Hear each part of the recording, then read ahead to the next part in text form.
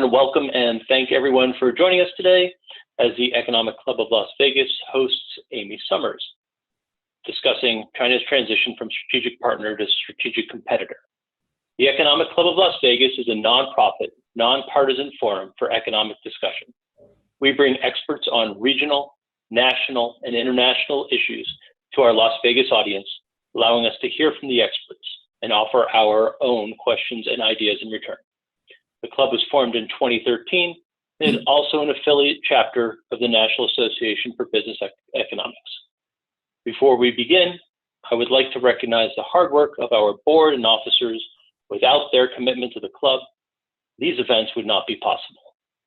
I would also like to thank our sponsors for their generous support, both in terms of financial support and in helping spread the word about the club.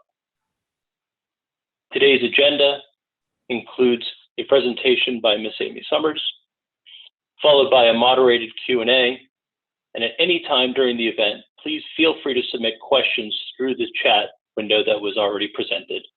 Mr. Ken Heck will organize and present all those questions to Ms. Sommers. I'd like to introduce Ms. Amy Sommers. She's an American lawyer with more than 30 years of involvement with China. As she discusses China's shift from strategic partner to strategic competitor and the implications for U.S. business. She is a member of the National Committee of U.S.-China Relations from 2012 to 2016.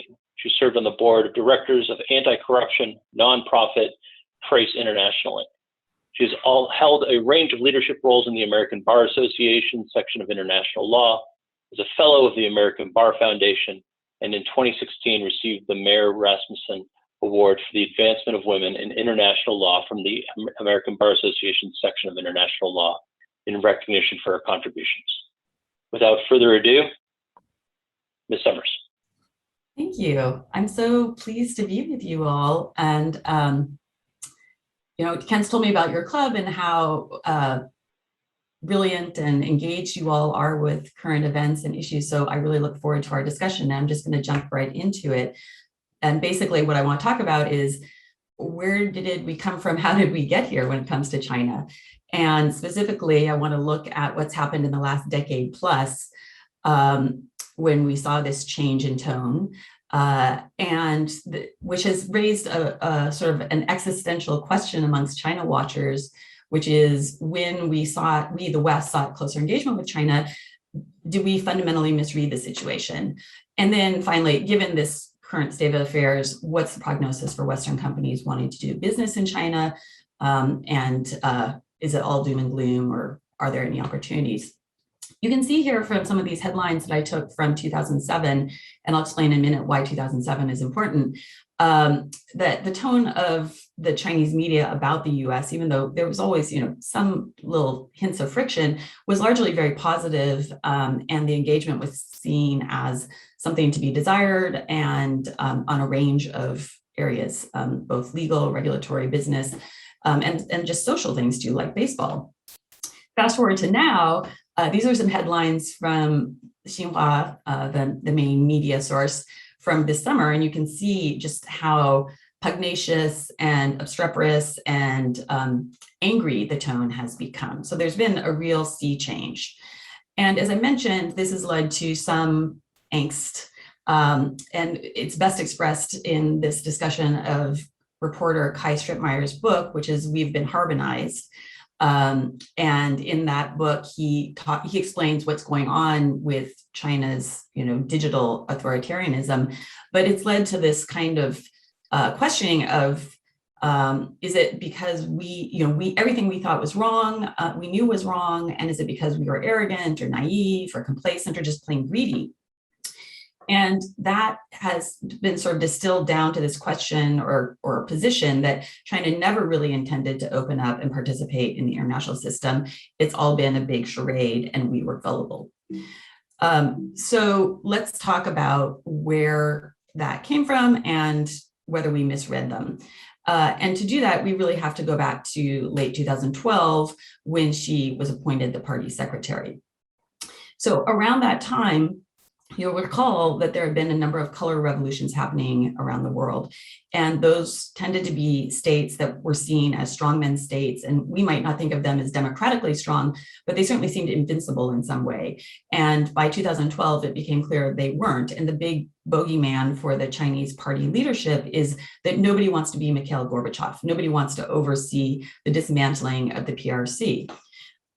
We then had the global economic crisis happening. And that really is why I chose 2007 versus some other year to talk about as the baseline for positive relations.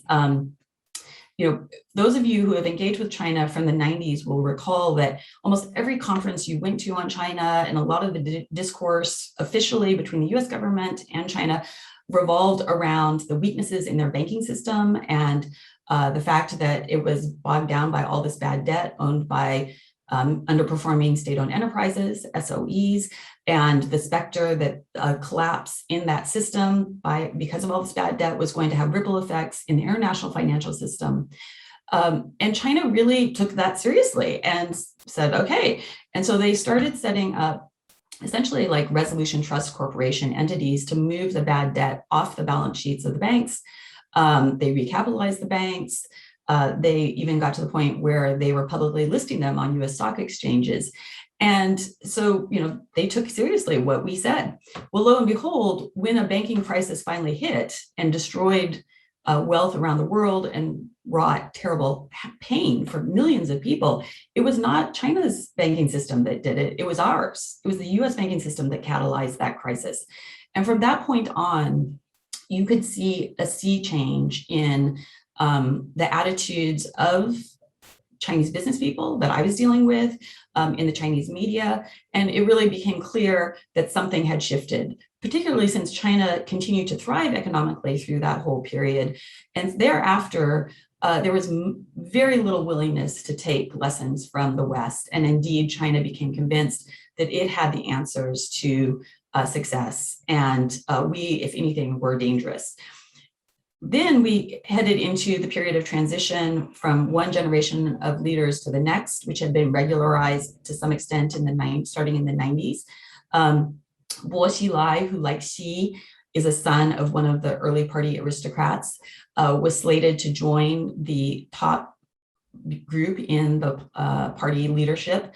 Unfortunately, his wife murdered a UK national in a set of events that reads like some Pulp Fiction magazine. I mean, it just was incredible.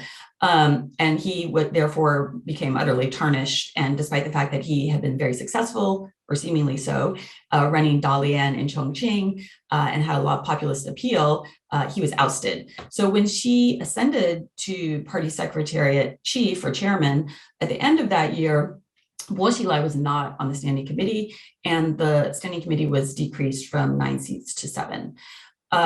So then in early 2013, amidst this angst of what had happened with the Bo Xilai case, she started what started out as really an internal party campaign to cleanse the party. And in many ways, it looked like campaigns that had gone before. It was called the Tigers and Flies campaign against party corruption. It was very focused on the party. Tens of thousands of party members were subject to party discipline. Some cases were referred to prosecutors. And the biggest tiger of all, Zhou Yongkang, who had been on the Politburo and indeed the head of the national security apparatus, which was one of the most powerful positions in a country that was all about control of communication and security, was targeted. And this broke an unwritten rule that had been developed, which was that once you step down, you are no longer a target. You could take all your poker chips home and enjoy them. And in the case of the Zhou Yongkang family, it was estimated they had amassed $14 billion in fortune. So, he was a formidable rival, and it was clear to most people who followed things that this was in some ways about a party power struggle more than a desire to be really compliant and clean in government. We then saw leaks emerge in the press that Zhou, in fact, had warned Bo that he was about to be ousted, and the two were believed, this has never been confirmed, but most people believe it was true, that the two were in cahoots to try and plot a coup to prevent Xi from ascending to power. And so eventually this anti-corruption campaign spread from the military to the military, which is under party leadership, not under the government's leadership, and then ultimately to government agencies. And it has become apparent that it was very useful in helping Xi remove rivals and project this image of power and invincibility. Today, we see what began as an intra-party effort manifested in a range of areas. We read now about Xi Jinping thought, and as early as 2018, she was the first sitting leader since Mao, while still in power, to have a named ideology incorporated into the state's constitution. So this isn't in the party constitution documents, it's actually in the Chinese state constitution. And in his thought, she really emphasizes the importance of a strong party above all. And it takes paramount authority or position over the state, over the military, over the people. And that really is vital to his conception of China today. He also announced under his early leadership, the One Belt, One Road initiative, which was originally seen kind of as a way to give work to state-owned enterprises that had built lots of roads, built lots of bridges, done all kinds of infrastructure projects in China, and the rest of the world now offered fertile ground for them to go out and make money. Subsequently, as China has grown increasingly militarized, it's emerged that the existence of a transportation system that's land-based would be beneficial in a situation where China is blockaded by sea. So there definitely is a military application to this. At the same time, to fund all of these projects, China formed the Asian Infrastructure and Investment Bank that was presented as a financing tool, but it also was presented, and it became clear that this was super important to China as an antidote to this international system that the US and the other allies had constructed in the wake of World War II, which in China's eyes leaves it a very minor role, and given its success and power, it believes it deserves a much more important role. I mentioned the military aggression, and some of this has been going on for decades and decades, but its manifestation has become increasingly aggressive. We started to see the building of islands, wholesale building of islands in the South China Sea that they first said was just part of this, Silk Road concept, expanding it to a maritime Silk Road. But these installations have become increasingly militarized, and there are strong military presences on some of them. This year alone, we have seen or learned of 3 incidents of territorial incursions by China that have received some media attention in the United States, but in my view, not nearly enough. At the beginning of the year, at the line of control between India and China, you had a clash between PRC and Indian troops after the PRC troops entered into Indian territory. We don't know how many people were killed because China hasn't released those figures, but soldiers did die. Foreign Policy Magazine released a report earlier this year that for a number of years, China has been occupying Bhutanese territory, building an extensive network of roads, villages, a power station, and that this has actually been going on since 2015. I've seen nothing about that in the mainstream media. And then these incursions into Taiwan airspace, which started at the end of last year, but have grown increasingly active and are seen really as an effort to wear down the Taiwanese Navy or Air Force by having to be in the air all the time. So that brings us back to this question: was China running a 40-year con? And it is true. I would agree that the West has been excessively pride-filled and at times revoltingly condescending when it comes to China. But I really see this idea of China as running a long con, starting from late 1978 when they decided to reform and open up to today, as having the potential to feed this narrative that we've seen all too often in the US of the wily, inscrutable Orientals who can't be trusted. And the reason this is so concerning to me is we've seen in the last year and a half with the COVID crisis how that has become a flashpoint for horrible acts of violence and mistreatment of AAPI community members here in the United States. And so if you take nothing away from this talk but this, I would urge you to really caution those you hear speaking about this idea that China is conning us and always intended to con us, because it does pose danger to our fellow citizens here in the United States. Instead, I believe, as I think you can tell from what I'm saying, that events changed. That China is this digitally driven authoritarian system in many ways, but it's not that they set out in 1978 to become that. Rather, events changed. You had the color revolutions, you had the global economic crisis, and the party priorities changed. Instead of aspiring to be like a Northern European socialist democracy, which was what many academics and government employees I met early, in the 1990s, would say, now they want to be this very powerful communist party that takes no prisoners and insists on setting the terms as it sees them. And that means that China has taken a different direction, and one from what we hoped. So given this, what does it mean for US business, which is really a key part of US engagement in China? And I think one thing to take away from these events is the realization that China is making policy decisions, no matter how externally focused they may be or how much they seem to manifest in the international space. It's making these decisions because it's driven by internal priorities or internal fear or weakness in many cases. And under Xi, the single priority dominates, which is retaining party power overall. I remember I said that nobody in the party leadership wants to be the Mikhail Gorbachev. Nobody wants to accede to some form of moderation or modernization that results in the irrelevance of the party. And now that the party has become so identified with Xi, really it means that Xi will continue to dominate. Normally in the cycle, we would have long ago had a successor identified for Xi who would be going out in public, attending international conferences or events, and we would start to see that person as the incoming leader. None of that has happened. There is no identified successor.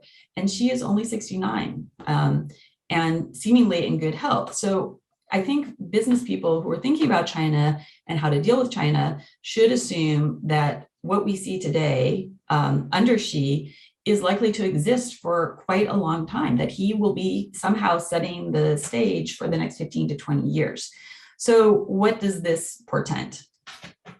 The holy grail for most American businesses focused on China, going back to the 30s or 40s, when you would see things like, if every one of the 400 million Chinese at that time would buy one bottle of Coca-Cola or Standard Oil kerosene or a Singer sewing machine, what would our results be like? So consumer success really has been the benchmark or the big goal. But what we've seen now with some of the companies, the Western companies that have had consumer success, is that it's a dual-edged sword in this very politicized time. So you have these Western apparel companies that actually succeeded in making some inroads in China, not just using China as a workshop to manufacture goods, but selling their products. Unfortunately for them, China has engaged in abusive behavior towards its Uyghur citizens, and this has been the subject of sanctions and activism and campaigns. And some of the activism in the West has been targeted at these Western apparel companies who now find themselves caught between satisfying their customers or regulators in the West, and then the activists and the media in China who are boycotting them or pressuring them.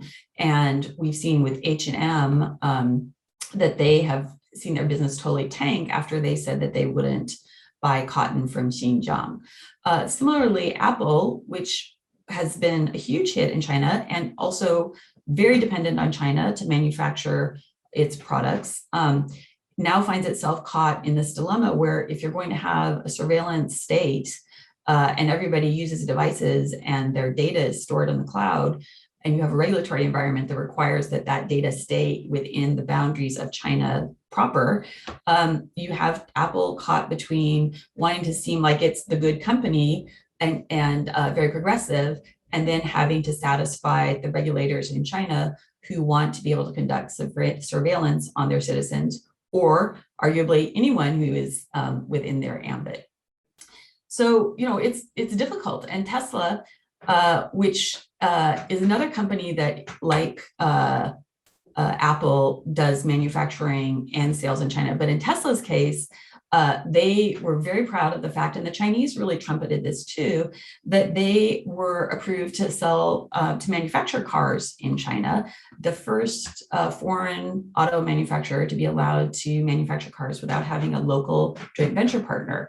And this was seen as a huge coup for Tesla and evidence that China really still welcomed foreign investment. But you fast forward to now, there have been growing pains with Tesla's technology, and they had to do a recall this year under regulatory investigation. And we have only to use our imagination. Think if this case going on in Canada with the CFO Meng Wanzhou, if she gets extradited to the United States, you can imagine that the actions that have been taken against the Canadian nationals, there are two who have been in prison for several years, and they're seen essentially as hostages for Canada's willingness to detain Meng, how that kind of aggression could be turned against an American company, especially a high-profile company, and they could find themselves, their business or their employees subject to terrible scrutiny or detention. So success really has become potentially problematic when it comes to China. And we have to realize, though, that this is not a problem just for foreign invested companies. It's also something that Chinese companies and Chinese business people are having to deal with.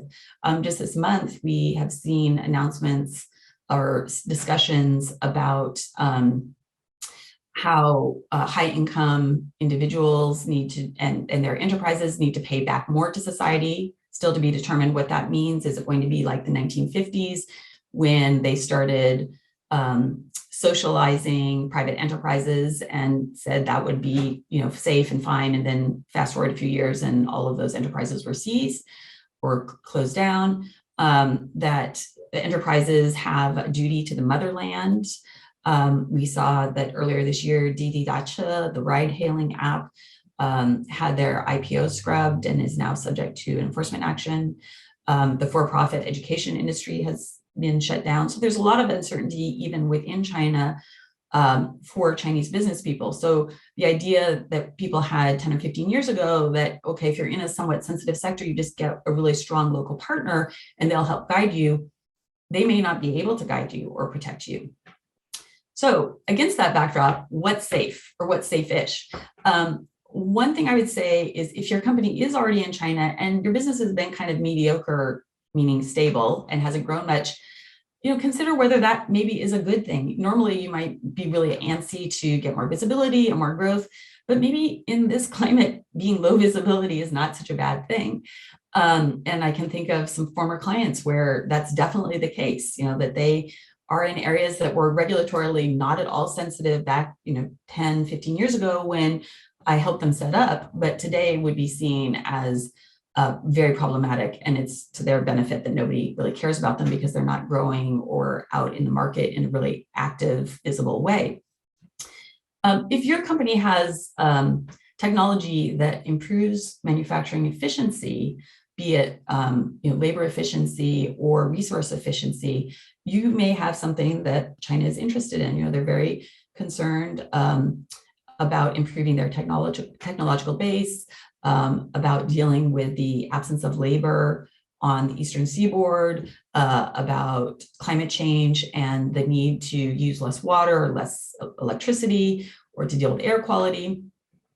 If you have a business that serves the state-owned enterprises that are now charged with really implementing these party-driven policies, For example, you provide consulting services about transportation networks or developing modern airports. Those are businesses where what you're doing is serving a policy aim, and you're not in this potentially sensitive space so much. And maybe you still want to go to China and do business, and you'll be fine.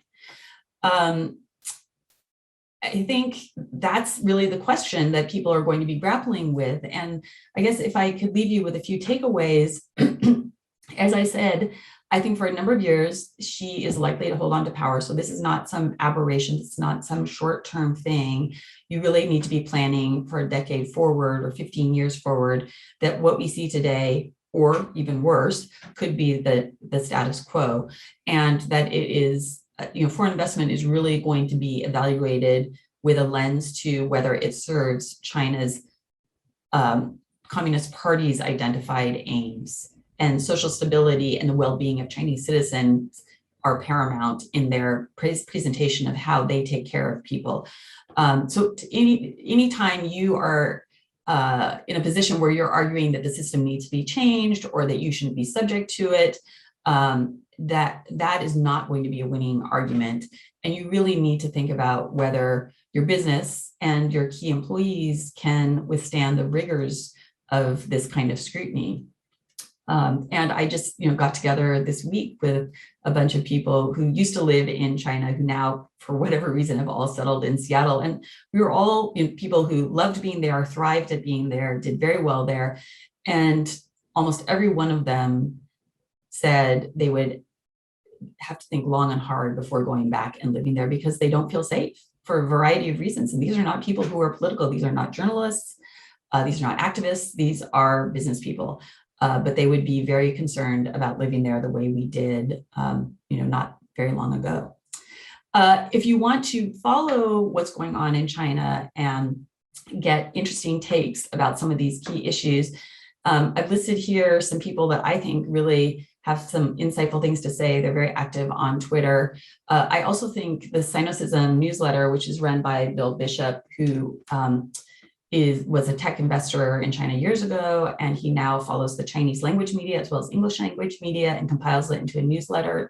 A subscription to Sinocism is very worth your money and time if you're interested in following these things. And the organizers are free to send out my slides to those of you who can't jot this stuff down, so you can follow up.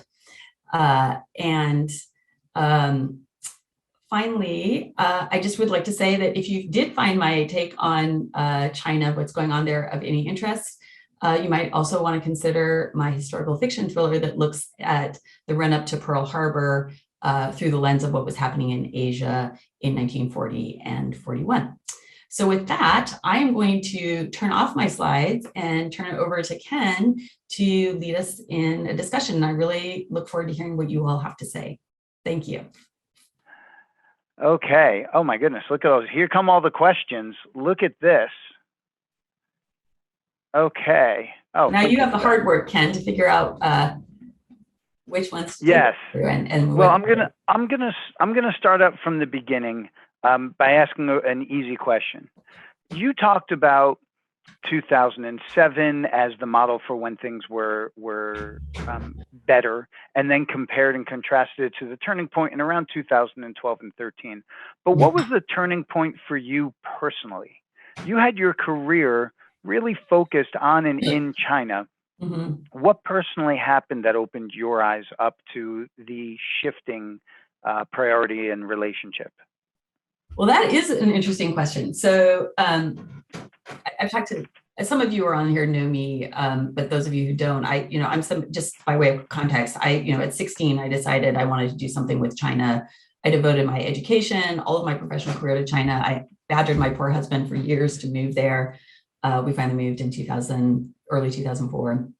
I loved living there. I loved what I did. I loved China. I loved the people. And in 2013, there was a major anti-corruption case involving a British pharmaceutical company, GlaxoSmithKline. Some of you may be familiar with it.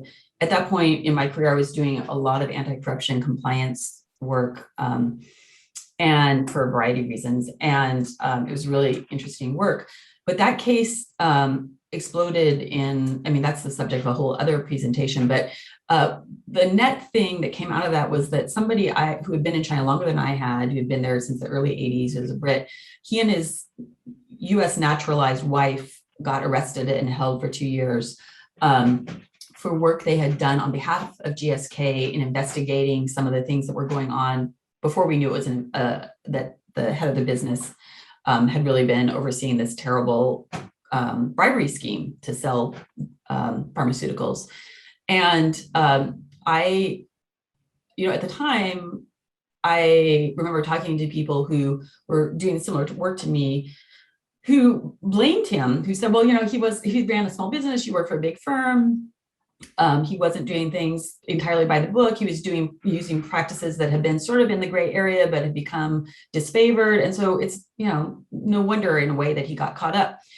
But my spidey sense started to tingle, and I started to become quite concerned that something was changing and that foreigners were going to be vulnerable in a way that they hadn't been in the past. And I knew I'd been under surveillance over the years, and I sort of accepted that as, I was in their country and, their rules applied, and I accepted that. But I knew I did business the right way, and I didn't really accept the idea that I could be vulnerable.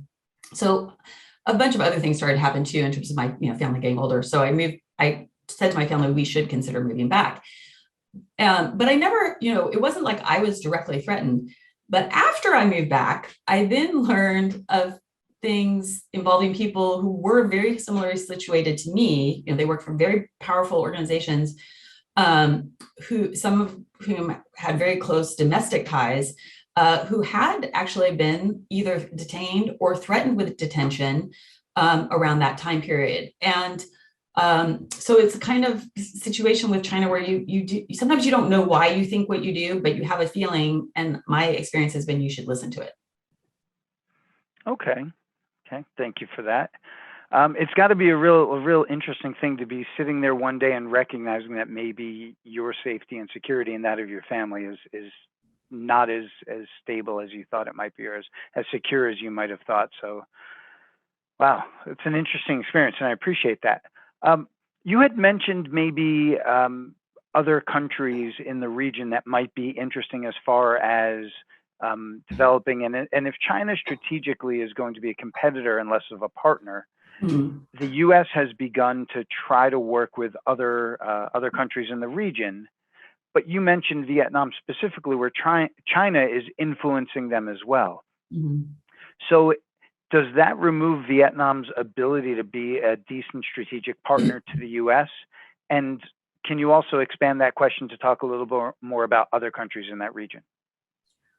Yeah, I mean, clearly the vice president has been in Vietnam this week and made public statements about the U.S.'s desire for closer relations with Vietnam.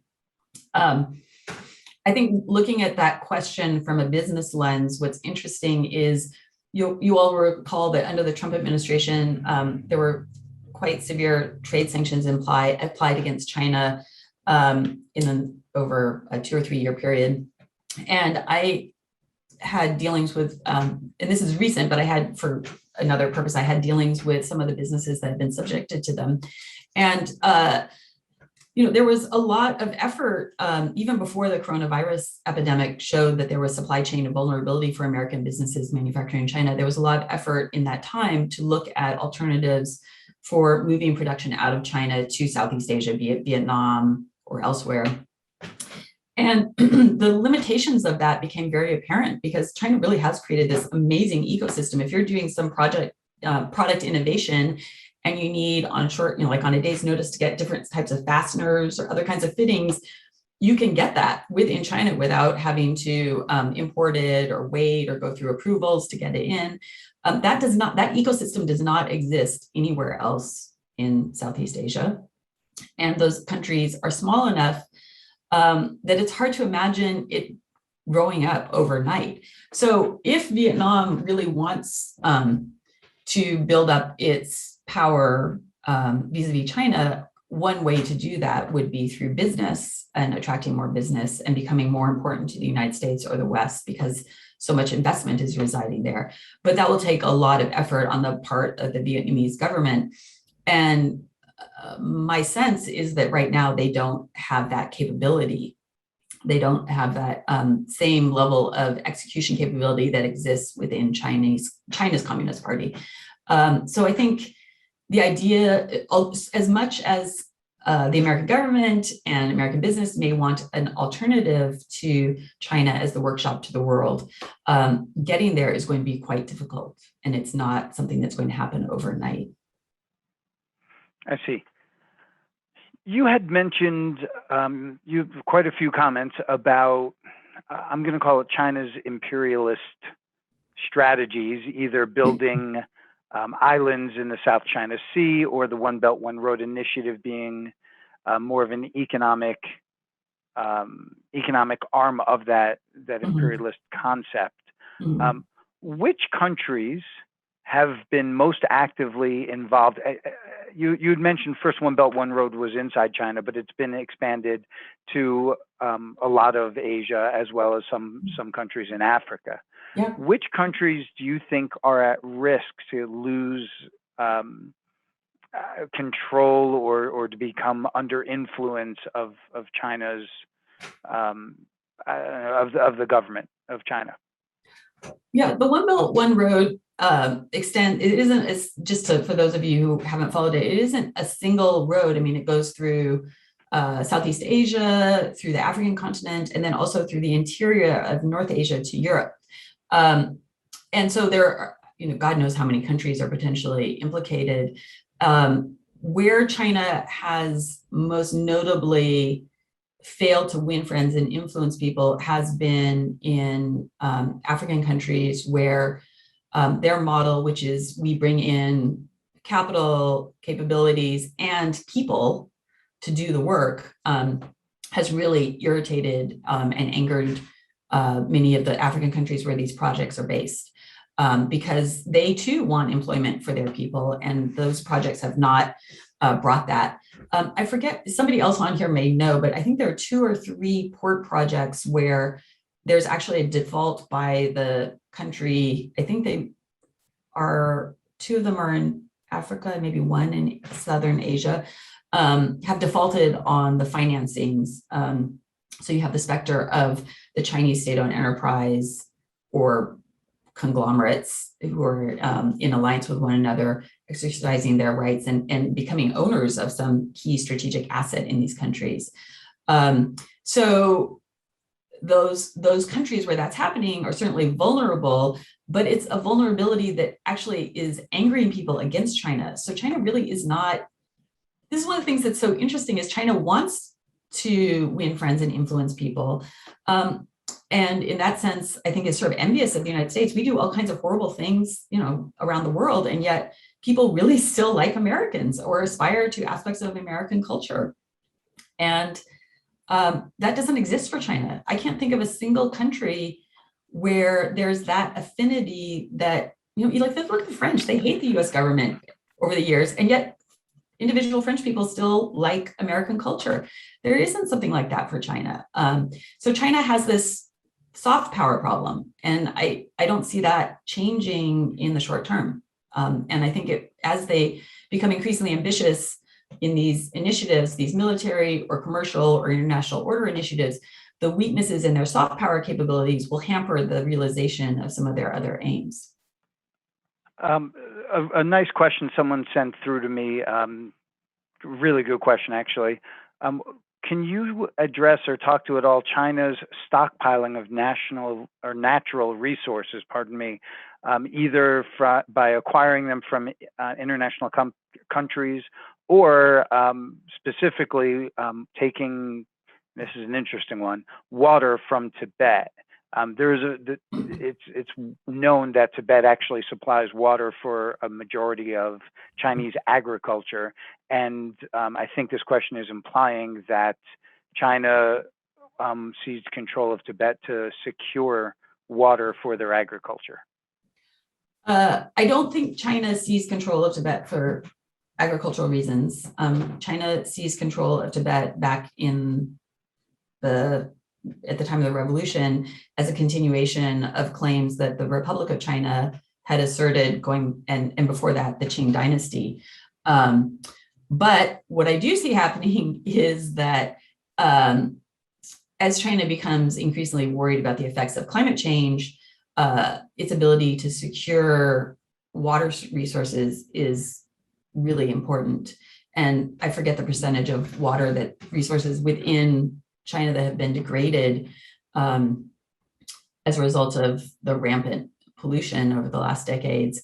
But what's causing a lot of angst vis-a-vis the waters in Tibet is not within China. It's and Tibet is part of China for all intents and purposes. It's in Southeast Asia because they're creating dams that are preventing the flow of the Mekong and affecting agriculture downstream. And that is a source of tension. And I think we'll see more of that. I mean, not just in China, but around the world, water will become an increasingly valuable resource, and one that will be the source. I mean, that's part of what led to, what's the country to, I'm blanking on it, to the south of Saudi Arabia, where there's been civil war. It's really water driven. Yemen, thank you, Roy. Yemen. So, we'll see more of that. And it will play out in ways, with China, it will play out in ways, because China's big, it will play out in big ways, and it will not be fun. But this goes back to one of my points I was mentioning about, where can you do business still given this environment?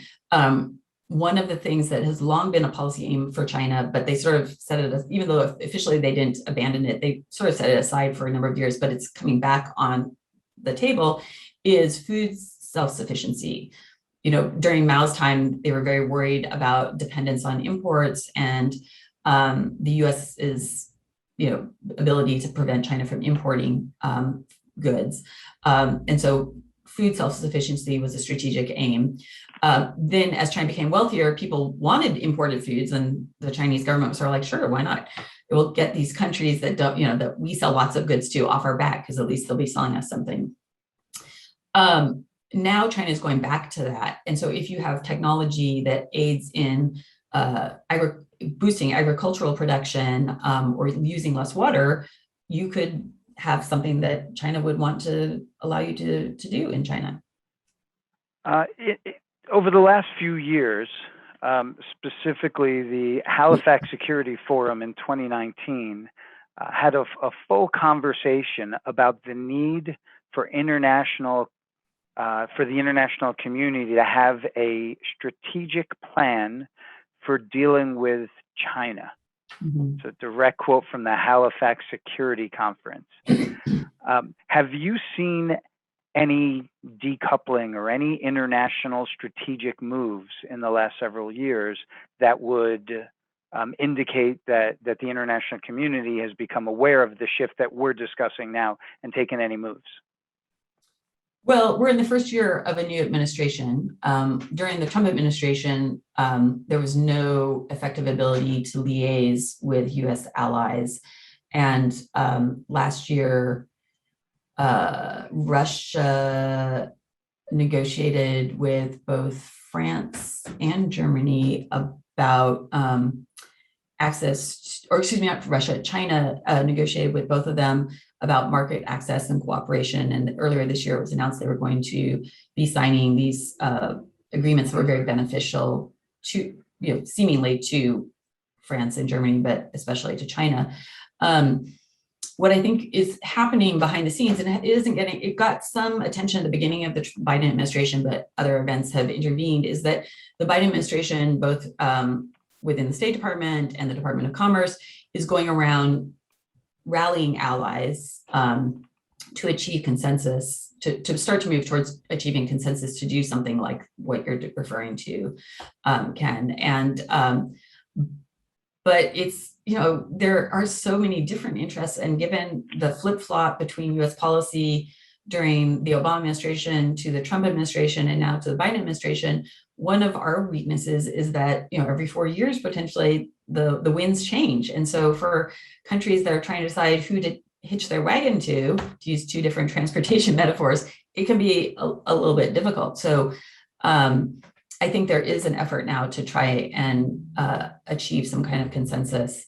And I think that if you're a smaller country that fears China or is ambivalent about being next door to China, you would be excited about this and want to be part of it or welcome it. Well, Jason, it's a good question. And since it's out to everybody, let's go ahead and ask it. Is there an amount of economic exodus to other countries from China that would cause a reaction where China might actually cave into some pressure like this? I don't have it off the top of my head, the percentage of economic activity in China that depends on foreign investment versus domestic demand. But my recollection is that the foreign investment portion has decreased significantly in recent years. And for the reasons I mentioned, as an example, China uses pilot projects. This has nothing to do with it's in the last 40 years, it uses pilot projects to test ideas. And then if they work, it expands them. And that's how we got Shenzhen. That was a fishing village where they said, okay, we're going to turn this into an area where we can have economic innovation. And if it works, then we'll try that in other parts of the country. Well, they do that across a whole range of issues. If the United States were to take that approach and say, okay, let's choose an industry and we're going to figure out what needs to happen to have an ecosystem where it gets repatriated back and you do manufacturing of that industry within the borders of the United States instead of in China. If you could prove that kind of a concept and then thereby show the potential that there could be this exodus, maybe then you would see the specter of that influencing Chinese behavior. But and the reason wouldn't be the external concerns. It goes back to my point is what motivates them is, internal pressures, and the internal pressure that is always there is they have to keep people employed. They have to keep people satisfied. The average Chinese person is very satisfied with what's going on in China. I mean, they have much better food to eat. They have a much better quality of life. They feel safe. They have healthcare. Their world is better than it was 40 years ago for the most part. And we look chaotic, and that, isn't always appealing. So you would have to have something that would really change the calculus so that China no longer can offer the same opportunity of employment and growth to its people. And given how successful it's been growing its domestic portion of its economy, it's hard for me to imagine, and given the constraints that we're talking about, it's hard for me to imagine a scenario where the West could really rally and do that. So I just got an interesting question that came in from one of our guests, and I'm actually going to combine it with some other questions talking about Chinese regulatory focus, specifically on technology companies. And it's an interesting question because their question is, will it be temporary and will it be destructive to Chinese internet companies? But I also want to weave this into the conversation about the Chinese government taking ownership stakes in TikTok and potentially using internet and information and technology as a propaganda tool. Yeah. So is your question whether they are or going to use information technology as a propaganda tool? Well, the FBI, the Department of Homeland Security, the Department of Justice, they've all been talking about foreign governments meddling in U.S. politics and culture. And when they say foreign governments, they specifically call out Russia, China, and Iran. And putting those three together, yes, there's obviously some meddling, but I think the question is the regulatory focus in China going to hamper the development or the further development of the Chinese technology industry? I don't think it will. For years, people have said it would, but it hasn't. It exists. It's ironically, because China created this walled off system to protect people from contamination, it has a whole different system that exists in parallel or separate from the rest of the world's internet system. And the companies that have grown up serving that system are suited to it. Now, whether they could go overseas and thrive is a different question, but they don't really need to, because there's this domestic market. They have been able to pursue domestic consumption and achieve that. And so, I don't know what the figures are of, US revenue for ByteDance as compared to their overall revenue, but my guess is it's negligible. So we're the tail, not the dog. And, now that just this last week where, there are these announcements that she expects people who've made a lot of money, or enterprises who've made a lot of money, to sort of adopt a tithing kind of system, is the implication. People aren't going to like that, but, up until now, there's been enough money to be made that's okay. So you give another X% to the government or do some more social welfare projects. There's still lots of money to be made. And the big opportunity now that the Eastern Seaboard has been developed is schemes trying to target rural people or people in the interior of China. And that's really seen as the next frontier.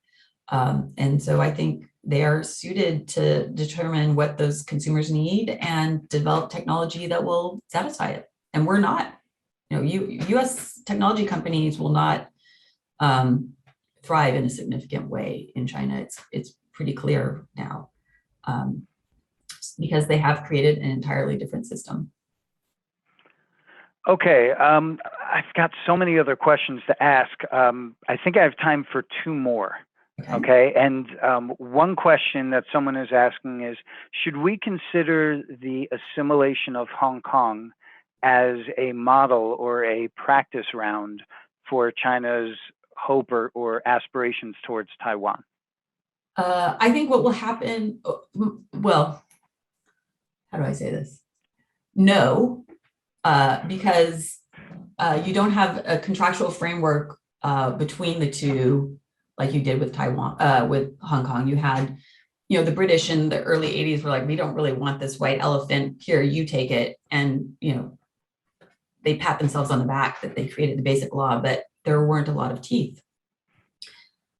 So here we are. There's no such mechanism with Taiwan. So if they want Taiwan, China's best hope for Taiwan to reunite peacefully was going to be how it treated Hong Kong. When it made the decision after the umbrella protests to start cracking down, any hope it had to persuade the people in Taiwan that they could create sort of a commonwealth or a federal system where you would have autonomy, but you would be part of a greater China, just like, the Queen of England has the dominions overseas, that went out the window.